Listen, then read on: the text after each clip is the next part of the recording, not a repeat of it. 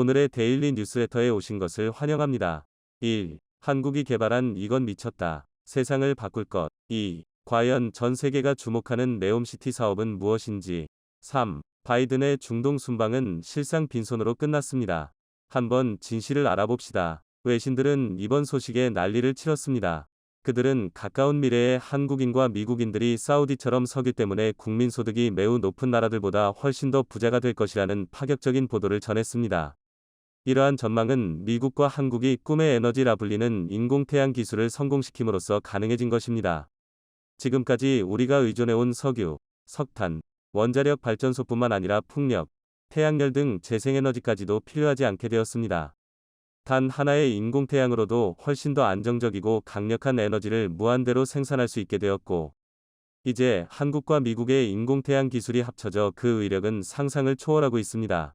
이러한 발전으로 인해 한국과 미국인들이 전 세계 에너지 패권을 장악하게 되며 세계에서 가장 부유한 국민이 될 것이라는 보도들이 쏟아져 나오고 있습니다. 이는 두 나라의 국민들이 새로운 에너지 시대의 중심에 서게 되어 미래를 주도할 것이라는 기대와 함께 전 세계의 관심을 끌고 있습니다. 이러한 에너지 혁신은 경제적인 번영뿐만 아니라 에너지의 지속 가능성과 환경 보호에도 큰 영향을 미칠 것으로 기대됩니다. 인류는 18세기까지 주요 에너지 자원으로 수력과 풍력, 장작, 숯, 고래기름 등을 활용했습니다. 인류 최초의 에너지 이용은 나무와 나무를 마찰함으로써 발생하는 열에너지를 이용해 몸을 따뜻하게 하거나 요리했다고 볼 수 있습니다. 농경 생활에 접어들면서 풍력, 수력에너지 또는 동물의 힘을 이용해 풍차와 물레방아 둥을 만들어 노동의 기계의 힘을 빌리게 됐고 태양에너지를 이용해 음식의 건조, 가열 등을 했습니다. 심지어 초식동물의 똥까지 연료로 사용했는데요. 잘 말린 똥은 화력이 일정하고 오랜 시간을 유지해 훌륭한 땔감의 역할을 했습니다. 몽골 제국이 세계를 제패한 원동력 중의 하나가 말똥을 연료로 이용했기 때문이라는 말이 있을 정도입니다. 말똥을 사용하면 간편하고 시간도 절약할 수 있어 몽골군의 최대 장점인 기동력에 큰 도움이 됐습니다. 우리 고려시대에도 말똥으로 만든 땔감을 난방에 사용했을 만큼 말똥은 유용한 연료였습니다. 똥뿐만 아니라 고래기름은 17세기 유럽의 대도시 둥불을 밝히고 기계를 돌리는 윤활유로 사용되며 초기 서양 산업을 이끌었습니다. 자, 그런데 19세기 산업혁명 이후에는 석탄과 석유가 에너지 자원의 주가 됐습니다. 영국에서 제임스 와트가 소형 중기기관차를 발명해 열에너지를 수증기 형태로 축적해 역학적 에너지로 변환할 수 있게 함으로써 석탄에서 열에너지 기계 에너지로 전환해 산업혁명의 계기가 됐죠. 그 후 석유가 발견되고 정제기술의 발달과 함께 증기기관의 열원도 점차 석유와 천연가스로 전환됐습니다. 그 뒤 증기기관이나 내연기관에 의해 얻을 수 있는 역학적 에너지를 전기에너지로 변환하는 기술이 확립돼 사회의 전화가 진행됐습니다.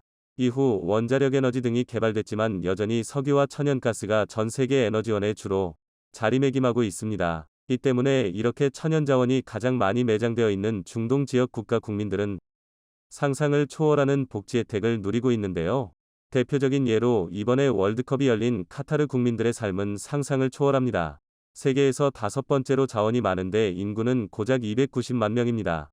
그런데 이 중에서도 260만 명은 외국인 노동자고 카타르 시민은 고작 30만 명에 불과합니다. 이렇다 보니 이들의 삶은 우리의 상상을 초월하고 있는데요. 일단 1인당 기본소득이 600만 원입니다. 즉, 일도 안 하고 아무것도 안 해도 매달 통장에 600만 원씩 들어온다는 이야기고, 신혼부부의 경우 한 달에 1200만 원이 통장에 매달 꽂힌다는 것입니다. 자, 그런데 이것은 시작에 불과합니다. 유치원부터 대학교까지 모든 교육이 공짜입니다. 단돈 1원도 내지 않아도 대학교까지 공부할 수 있는 것은 물론이고, 더 놀라운 것은 유학을 가도 나라에서 유학비를 전부 지원해주고 있습니다. 뿐만 아니라 병원비도 무료, 대중교통비도 무제한 무상으로 제공하고 있는데요. 이렇게 모든 것이 무료인데도 세금은 단 1원도 내지 않아도 됩니다. 카타르의 출산수당을 살펴보면 태어나자마자 아기에게 우리 돈으로 따지면 약 1억 원의 돈을 20살이 될 때까지 부모에게 지급합니다.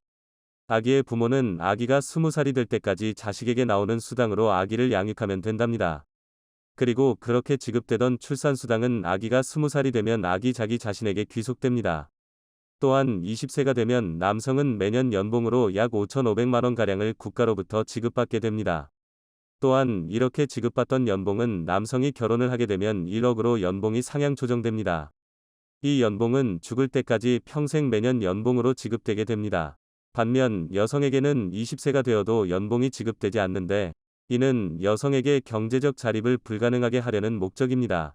그렇기에 카타르의 여성들은 남성에게 시집가는 것을 서두르는 편이죠.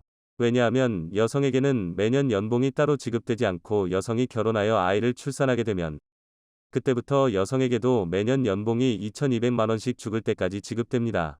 남성과 여성이 만나 결혼하여 한 명의 아이를 출산하면 그 가정에는 남자 연봉 1억, 여성 연봉 2,200만 원, 아이 출산 양육비 1억, 도합 총 2억 2,200만 원이 매년 평생 지급되는 거죠. 자, 그런데 이제 에너지 패권이 완전히 바뀌었습니다. 놀랍게도 한국과 미국이 세계 에너지 패권을 손에 넣게 되었는데요. 한국과 미국이 개발한 인공태양이 바로 그 주인공입니다. 석유와 천연가스는 물론 심지어 원자력보다 효율이 비교 불가능할 정도로 훨씬 뛰어남과 동시에 태양열, 풍력 등 기존 재생에너지보다 훨씬 친환경적입니다. 그래서 우리는 이를 꿈의 에너지라 불렀는데요. 한국과 미국이 꿈을 현실로 만들었습니다. 한국의 초전도 해경압연구 장치 KSTAR는 첫 가동 이후 꾸준히 세계 신기록을 경신해가며 그 우수성을 널리 입증해왔는데요. 이번에 한국의 해경압에너지연구원과 서울대학교 공동연구팀이 개발한 인공태양 기술은 세계 최고의 학술지인 네이처에 게재되며 전 세계적으로 뜨거운 환호를 받고 있습니다. 지구에서 실험하는 해경암 반응은 중수소와 삼중수소의 핵융합 반응으로 엄밀히 따지자면 태양에서 일어나는 해경합 과정과 조금의 차이는 있지만 같은 원리입니다. 이 때문에 핵융합로를 인공태양이라 부르기도 합니다. 지구에서 핵융합 반응을 일으키기 위해서는 태양과 같은 초고온의 환경을 인공적으로 만드는 등 여러 어려움이 있으나 그럼에도 불구하고 많은 선진국이 꾸준히 핵융합 에너지 개발에 힘을 쏟고 있는데 이는 불가능에 가까울 정도로 어려운 난제로 남아 있었습니다. 지구에서 구현하는 인공태양, 핵융합 반응은 중수소와 삼중수소를 연료로 이용하죠. 기존 핵분열 원자력 발전소에 사용되는 희귀연소 우라늄과는 달리 중수소와 삼중수소는 얻기에 매우 용이합니다. 중수소는 바닷물을 전기분해해서 얻을 수 있고 삼중수소는 리튬을 핵융합로에 투입시켜 중성자와 반응 얻을 수 있습니다. 지구 표면의 70% 이상이 바닷물이며 리튬 또한 매장량이 풍부하다는 것을 고려하면 연료는 거의 무한하다고 할 수 있습니다. 놀랍게도 한국이 세계 최초로 안정적인 인공태양 기술을 선보였는데요. 놀랍게도 한국이 세계 최초로 인공태양 온도를 1억도가 넘는 상태를 30초 이상 유지시키며 전 세계로부터 박수갈채를 받고 있습니다. 앞으로 4년 뒤에는 1억도가 넘는 온도를 300초 이상, 10년 뒤면 1억도가 넘는 온도를 무한하게 유지시킬 수 있을 것으로 전망되고 있습니다. 자, 그런데 단순히 한국이 인공태양 기술을 세계 최초로 개발했다고 해서 전 세계의 에너지 패권을 손에 넣을 수는 없습니다. 인공태양을 가동시키는 데 필요한 원료인 헬륨3가 초대 규모 필요합니다. 자, 그런데 놀랍게도 얼마 전 한국이 전 세계 언론들로부터 극찬을 받으며 발사에 성공시킨 다누리호가 바로 이 헬륨3가 어디에 있는지 탐사하기 위해 열심히 임무를 수행 중에 있는 것으로 전해졌습니다. 달에는 최소 202경 5,959조 원 가치의 헬륨3가 존재하는 것으로 알려졌는데요. 이 정도면 거의 무한대에 가까운 양입니다. 한국이 다누리호 2, 3차 발사를 통해 헬륨3을 지구로 가져오는 데 성공하는 순간 전 세계 에너지 패권을 손에 쥐게 되어 역사상 단 한 번도 경험해보지 못한 모든 한국 국민들이 세금을 한 푼도 내지 않아도 모든 것들이 무상복지로 제공되는 부유한 국가로 재탄생할 수 있습니다.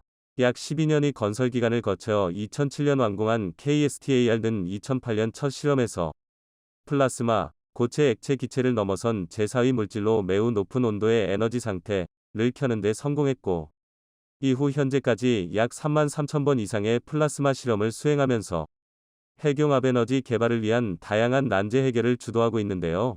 지구상에서 태양처럼 활발한 핵융합 반응을 일으키려면 태양의 중심 온도인 1,500만 도보다 약 7배 뜨거운 1억도의 초고온 플라스마를 만들고 유지해야 하는데 한국이 이번에 공개한 30초 이상 유지할 수 있는 기술력은 전 세계 어디에서도 볼 수 없었습니다. 중국이 101초를 유지하는 데 성공했다고 했지만 이는 사실이 아닌 것으로 드러났습니다. 핵융합에 실제로 활용되는 이온을 가열해 1억도 이상을 유지해야 하는데 중국은 단순히 전자온도만 높여 1억도 이상을 유지했습니다. 한국으로부터 세계 최초 타이틀을 빼앗기 위해 중국이 조작한 것이나 다름없는 것으로 이제 중국을 신뢰하는 국가는 어디에도 없습니다. 미국도 최근 인공태양의 핵심 기술을 개발하는 데 성공했습니다.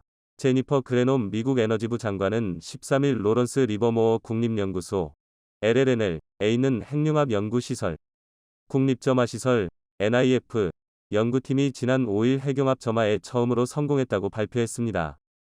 핵융합 점화는 핵융합을 일으키기 위해 투입한 에너지보다 더 많은 에너지를 핵융합 반응으로 생산하는 것을 뜻하는데요. 이것이 가능해야 사실상 인공태양을 통해 돈을 버는 것이 가능해집니다. 점화에 성공하면 에너지를 추가로 투입하지 않더라도 핵융합 반응이 지속적으로 연쇄적으로 일어날 수 있기 때문에 핵융합 연구의 중대한 이정표로 평가됩니다. 핵융합 발전은 과학계에서 꿈의 에너지원이라 불리고 있습니다. 풍부한 연료, 높은 효율, 적은 유해 물질 배출이 강점이기 때문입니다.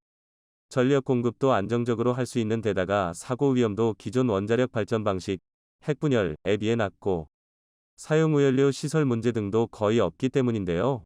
한국이 세계 최초로 인공태양을 30초 이상 지속 유지시키는 데 성공한 가운데 미국의 재점화 기술까지 더해지면서 미국 언론들은 한국과 미국이 곧 전세계 에너지 패권을 손에 넣게 될 것이라 확신했습니다. 1300조짜리 미래도시 건설 사업에 한국 기업이 참여한다는 소식에 전 세계의 이목이 쏠렸습니다. 2019년 사우디는 자국의 이미지 개선은 물론 국내외 여러 가지 문제를 타파하기 위해 초대형 신도시 프로젝트 네옴시티를 발표했는데요. 지난달 이 프로젝트의 일부라 할 수 있는 미러라인의 조감도가 공개되면서 사우디는 전 세계 초일류 건설 기업들의 수주 전쟁이 본격적으로 시작되었음을 말렸습니다. 그러나 이 천문학적인 프로젝트에 미국만 소외되었는데요.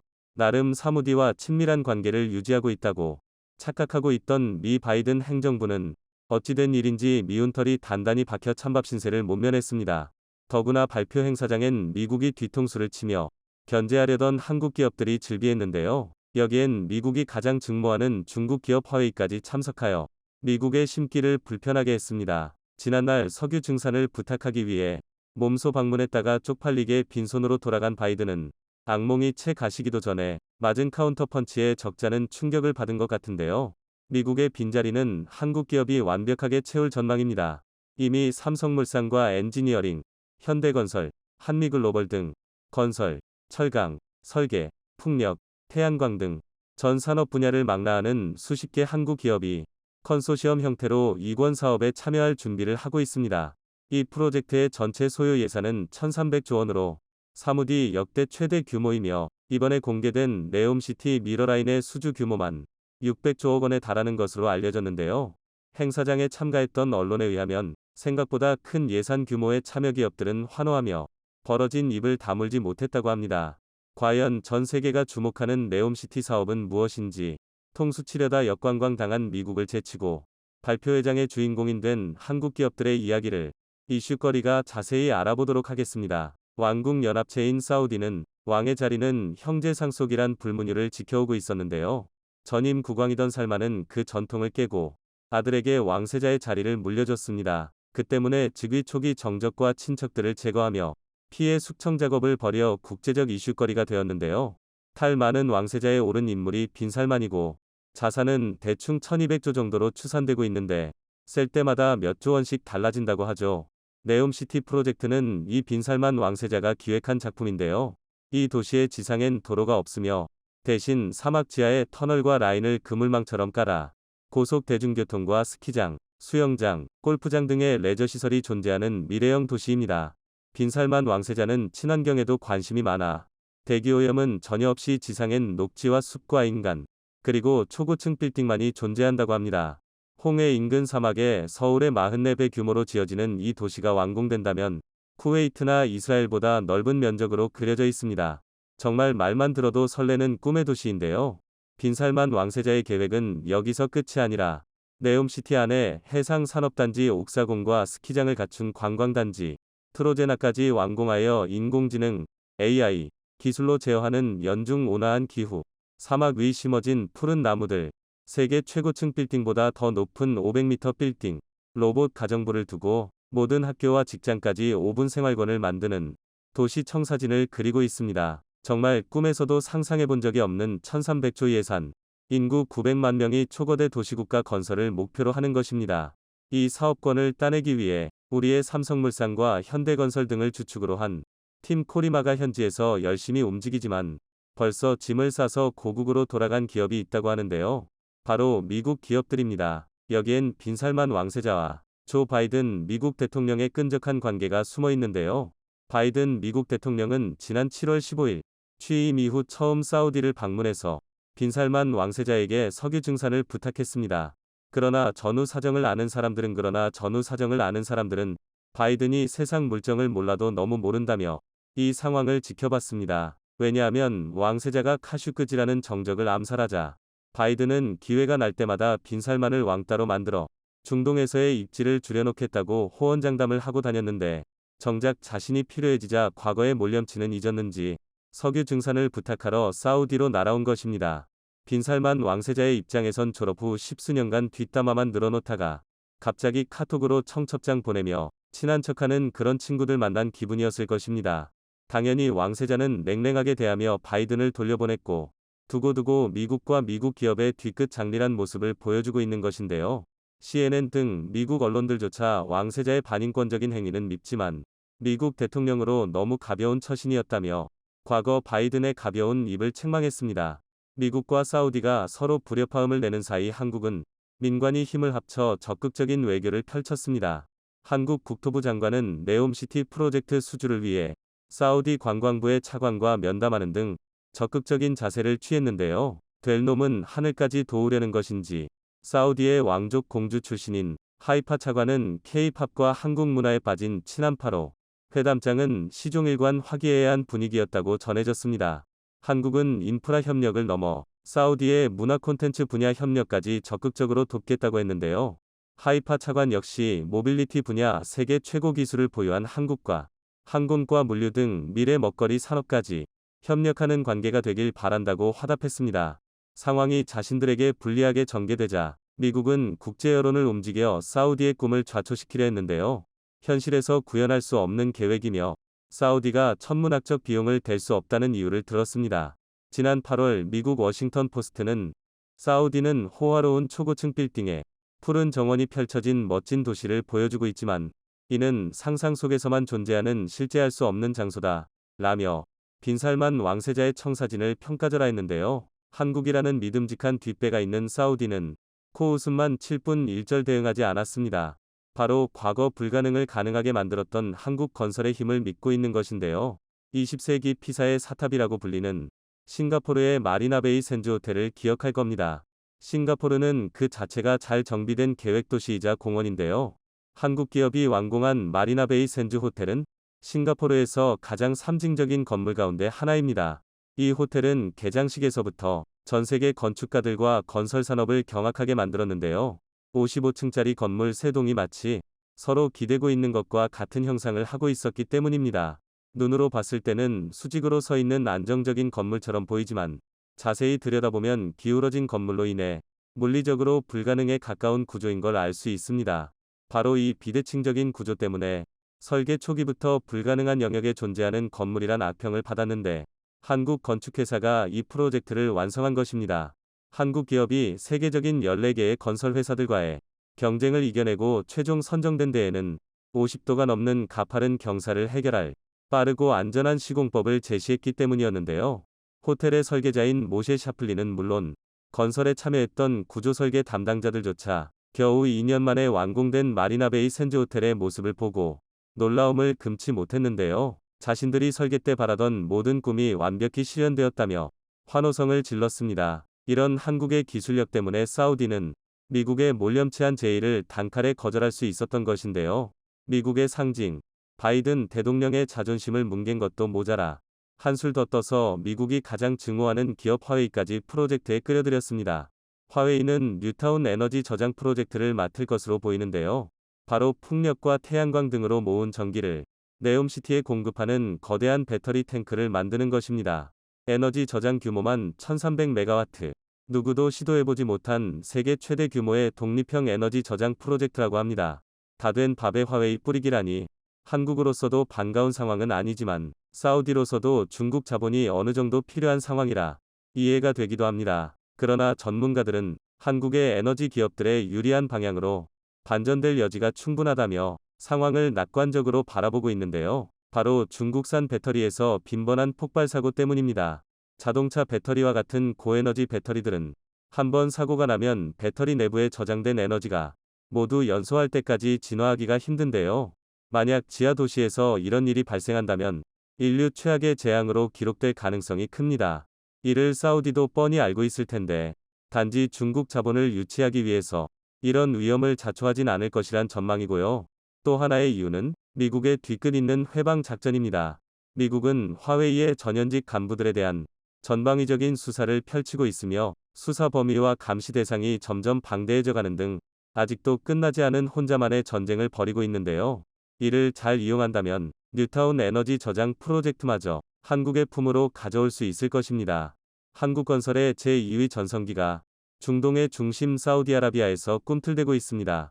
전 세계적인 불경기와 한치 앞도 예측하기 어려운 복잡한 정세에서 한국은 네옴시티 프로젝트의 핵심 사업을 수주해 K건설의 부흥을 노리겠다는 전략입니다. 한국의 국토교통부 장관과 시현대건설과 삼성물산, 삼성엔지니어링 등 주요 민관 기관들은 제2위 중동 건설 붐을 목표로 더 라인 사업의 수주전에 뛰어들고 있는데요. 올해 가을쯤 빈살만 왕세자가 한국을 찾을 수 있다는 관측까지 나올 정도로 현재 상황은 매우 희망적입니다. 하지만 우리가 경계해야 할 문제점도 있는데요. 막대한 규모의 투자 계획인 만큼 중동을 둘러싼 지정학적 리스크와 정치 위험 요인을 완벽히 통제해야 할 것입니다. 특히 미국이라는 어디로 튈지 모르는 혈맹을 둔 한국으로선 미국의 다음 행보를 특히 주목할 필요가 있습니다. 외신들은 세계 최고의 기술력과 빠른 시공기간이라는 장점까지 두루 갖춘 한국이 사우디의 네옴시티 프로젝트를 맡게 될 가능성이 가장 크다고 예상하는데요. 만약 수주에 성공하고 건설 과정 또한 순조롭다면 한국은 건설은 물론 철강, 풍력, 태양광, 설비, 인프라 등 전 산업에 걸친 모든 업종의 호황을 이끌 수 있으며 침체한 경기에 활력을 불어넣을 것입니다. 과거 모래사막에서 벌어온 외화로 경제를 일으켰던 우리가 다시 한번 구군을 걸고 도전해야 할 사업이라고 생각됩니다. 미국이 인플레이션 감축법에 따른 전기차 보조금 지급 관련해서 세부 규정을 만든다는 소식이 들려왔습니다. 다음 달 중간 선거를 앞두고 있는 바이든은 떨어진 지지율을 다시 끌어올리기 위해 동맹국들의 마음을 돌리기에 우선하는 모습인데요. 하지만 반도체 정치화는 세옹지마라며 이런 반도체의 정치화가 확대되며 정치적 속성의 강화를 띨수록 오히려 삼성전자에게 호재라는 소식을 WSJ가 분석하며 보도했습니다. 이러는 와중에 인플레이션으로 고유가 현상을 잡기 위해 인권 문제까지 눈감아주며 방문했던 사우디아라비아가 푸틴 러시아 대통령의 에너지 무기화에 발을 맞추는 모양새를 보이며 바이든의 뒤통수를 치는 행동을 보였는데 무슨 일인지 자세히 알아보겠습니다. 중간 선거를 한 달 남짓 남겨둔 미 재무부가 전기차 세액공제 규정 등 IRA 세부 시행령 마련을 위한 의견 수렴 절차에 착수했다고 밝혔습니다. 11월 중간선거 등으로 당장 법 개정이 쉽지 않은 상황에서 미국 측이 약속한 정부 간 협의, 공식 의견 제시 등을 통해 시행령에 한국 입장이 반영될 수 있을지 주목되고 있습니다. 미 재무부는 이날 성명 자료를 통해 국세청과 함께 IRA 주요 기후청정에너지 세금 인센티브 시행에 대해 오는 11월 4일까지 이해관계자 등을 대상으로 의견 수렴 절차를 개시한다고 밝혔습니다. 재무부는 IRA 관련 6개 항목에 대해 의견을 수렴하는 가운데 소비자 차량 신용 항목이 전기차에 대한 세액공제 지원과 관련돼 있습니다. 재무부는 해당 항목에서 한국산 차별의 핵심인 북미 최종 조립 요건과 관련 최종 조립 북미 등 정의의 의견을 요청했습니다. 또 다른 쟁점인 핵심 광물 가치와 비중 계산, 핵심 광물 채굴, 가공지역 판단 시 고려 요인 등에 대해서도 의견을 제시하도록 했습니다. 자료에서 재무부는 법 시행령 마련 원칙으로 강한 대중적 관여, 명확성 및 확실성, 건전한 관리를 꼽기도 했는데요. 연말까지 IRA 관련 시행령 작업을 완료하고 최종 가이드라인을 공개한다는 계획인 가운데 향후 몇 주간 주요 이해관계자가 참여하는 공청회도 개최한다고 덧붙였습니다. 제닛 옐런 재무장관은 재무부는 IRA 시행 관련 책임을 이행할 준비가 됐으며 법조항으로 혜택을 입을 이해관계자 및 대중과 협력하기를 기대한다 고 밝혔습니다. 재무부가 IRA 시행령 마련을 위한 공식 절차에 착수함에 따라 한국 정부 역시 현재 미국 측과 진행 중인 양자협의체 외의 의견 수렴 정차로도 IRA 내 문제 조항에 대한 수정 의견을 제시할 예정입니다. 외교 소식통은 아직 공식적으로 방침이 정해진 것은 아니지만 의견을 낼 가능성이 크다고 밝혔습니다. 현대차 역시 관련 의견을 제시할 것으로 알려졌으며 현대차 관계자는 상황을 예의주시하면서 대응책을 마련하고 있다고 말했습니다. 한편 이날 미국의 월스트리트 저널 WSJ은 최근 미중 간 반도체 정치화 움직임이 장기적으로 삼성전자에게 득이 될 것이라고 진단했습니다. 미국과 중국 등 글로벌 각국이 반도체 산업을 중심으로 경제 안보 강화 움직임을 보이며 반도체의 정치화가 더욱 확대되는 가운데 이 같은 정치적 속성의 강화가 삼성전자에겐 오히려 호재가 될 수 있다는 평가가 나왔습니다. 대만의 TSMC와의 파운드리 경쟁과 마이크론 등 경쟁사들의 거센 추격 속에서 삼성전자의 미 공장 건설 등 대규모 투자는 고난 이후 미래를 준비할 장기 전략으로 WSJ는 분석했습니다. 특히 반도체 부문에서 시장의 몰락이 뚜렷했고 삼성도 그 예외는 아니었다는 겁니다. 2021년 초 이후 가치의 약 40%를 잃어 거의 3천억 달러의 시장 가치가 사라졌습니다. 회사의 주요 수익인 메모리 칩의 수요 감소와 높은 재고는 현재 삼성의 삶을 특히 어렵게 만들고 있다고 보도했습니다. 업계 추적업체인 트렌드포스는 스토리지에 사용되는 메모리 칩 유형인 낸드 플래시의 가격이 전 분기에 13터부터 18% 하락한 후 4분기에 15터부터 20% 하락할 것으로 예상했습니다. 스탠더드 앤드 푸어스 S&P에 대한 애널리스트들의 추정에 따르면 삼성의 두 분기 영업이익은 전년 동기 대비 20% 이상 감소할 것으로 예상했습니다. 그러나 삼성은 현재의 불황 이후의 삶을 준비하고 있습니다. 대만의 TSMC와 경쟁하기 위해 2027년까지 첨단 칩 생산 능력을 3배 이상 늘릴 것이라고 밝혔고 현재 가장 첨단 칩을 만들 수 있는 회사는 삼성과 TSMC뿐입니다. 인텔도 파운드리 사업에 다시 도전장을 내밀고 있지만 몇 세대 뒤처져 있다는 분석입니다. D램 시장 3위 업체인 마이크론의 추격도 거셉니다. 마이크론은 미 뉴욕주에 1,000억 달러를 투입해 생산량을 늘리기로 했으며 이에 따른 점유율 변화도 예상됩니다. 지난해엔 세계 최초로 10나노미터급 4세대 1A D램을 공개했고 지난 5월엔 5세대 D램 제품 양산 계획을 밝히기도 했습니다. 그러나 WSJ는 최근 심성 파운드리 포럼 SFF에서 삼성이 대만의 TSMC와 경쟁하기 위해 2027년까지 파운드리 생산 역량을 3배 확대하겠다고 발표한 것을 대표적 사례로 꼽기도 했습니다. 삼성전자의 파운드리 투자 확대는 풍부한 보유 현금과 기술 리더십을 고려할 때 타당한 선택이라고 평가했습니다. 또한 변동성이 큰 메모리 반도체에 의존해서 탈피해 사업을 다각화하고 대만을 둘러싼 지정학적 긴장에 대한 공포를 활용하려는 시도일 수 있다고 덧붙였습니다. 업체별 파운드리 초미세 공정 로드맵을 보면 삼성전자가 TSMC보다 3개월 앞서 3나노미터 공정을 양성 중이고 이 기세로 2025년에는 2나노미터를 2027년에는 1.4나노미터 공정을 양산한다는 계획을 발표했습니다. 삼성전자는 그동안 약점으로 지적됐던 수율 문제를 꾸준히 개선해 3나노미터의 경우 업계가 기대하는 수준까지 끌어올렸다고 밝혔습니다. 하지만 파운드리 사업에선 기술 경쟁 못지않게 고객 확보가 중요합니다. 그동안 삼성전자는 기술적으로 TSMC와 차이를 좁혔지만 고객 확보 측면에선 뒤졌다는 평가를 받았는데요. 올 2분기 글로벌 파운드리 시장 점유율을 보면 TSMC가 53.4%, 삼성전자가 16.5%입니다. 20%의 벽을 넘기가 쉽지 않은데 삼성전자는 이 문제를 해결하기 위해 이날 셀퍼스트라는 새로운 전략을 내놨습니다. 기존엔 주문을 받고 생산시설을 지었다면 앞으로는 선제적인 투자를 통해 생산시설을 먼저 짓고 주문을 받겠다는 것입니다. 삼성전자는 또 다양한 고객을 확보해 현재 파운드리 매출의 3분의 1을 차지하는 모바일 칩 비중을 2027년까지 절반 이하로 줄이고 HPC, 고성능 컴퓨팅, 대형 클라우드, 차량용 반도체와 5G, 사물 인터넷 등 고성 저전력 반도체 시장을 적극적으로 공략해 2027년에는 2019년 대비 고객사를 5배 이상 확보하겠다고 밝혔습니다.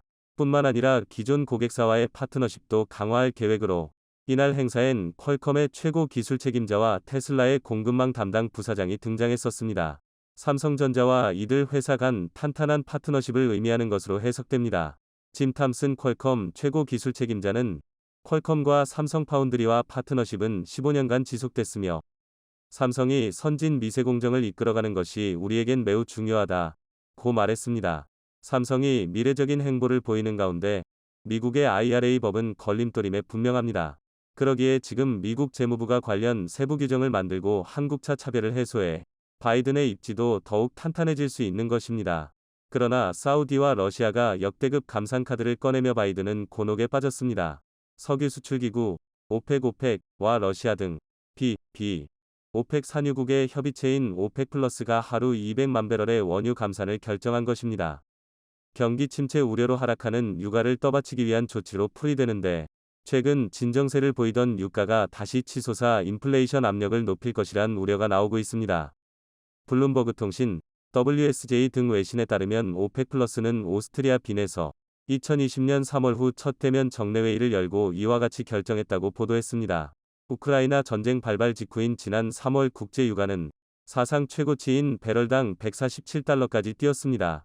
그러나 미국 중앙은행 페드 위 긴축에 따른 경기 침체 우려와 달러 강세로 7월 배럴당 100달러 선이 깨지며 연준이 3연속 자이언트 스텝 한 번에 기준금리를 0.75%포인트 인상을 밟은 지난달에는 1월 이후 처음으로 80달러 선으로 밀렸습니다.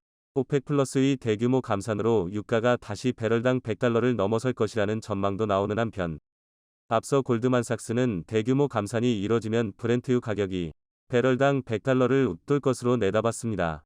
유가 강세가 이어지면 에너지 비용 급등에 따른 인플레이션에 시달리고 있는 많은 나라가 거세게 반발할 것으로 보입니다. 특히 11월 중간선거를 앞둔 바이든 정부가 타격을 받을 수 있다는 관측이 나오며 이날 감산 소식에도 뉴욕 상업거래소에서 장 초반 서부 텍사스 원유 WTI 11월 물은 보합권에서 등락을 반복하고 있습니다. 오펙 플러스가 대규모 원유 감산 카드를 꺼낸 것은 국제 유가가 맥을 못 추고 있어서라는 분석입니다.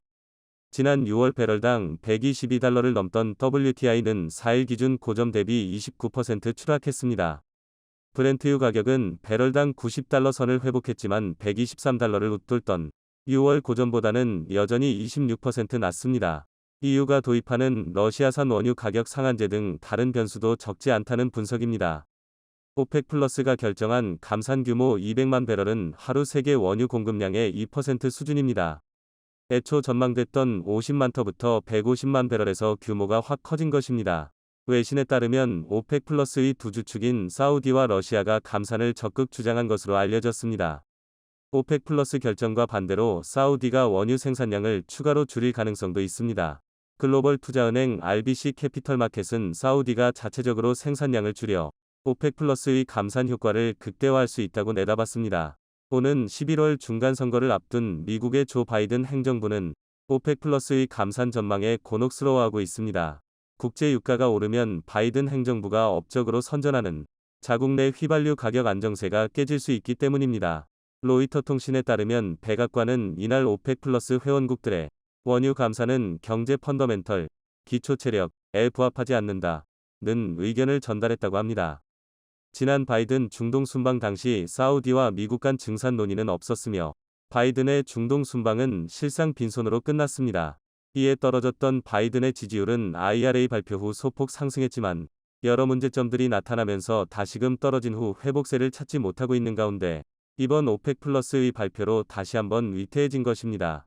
이에 바이든은 오펙 플러스의 근시안적인 감산 결정에 실망했다고 밝히며 다음 달에 전략 비축유 1000만 배럴을 추가로 방출할 것을 지시했습니다. IRA 세부 규정을 만드는 등 한국 기업을 다시 붙잡기 위해 친서까지 보내며 떨어지는 지지율을 반등시키기 위해 노력하는 모습입니다.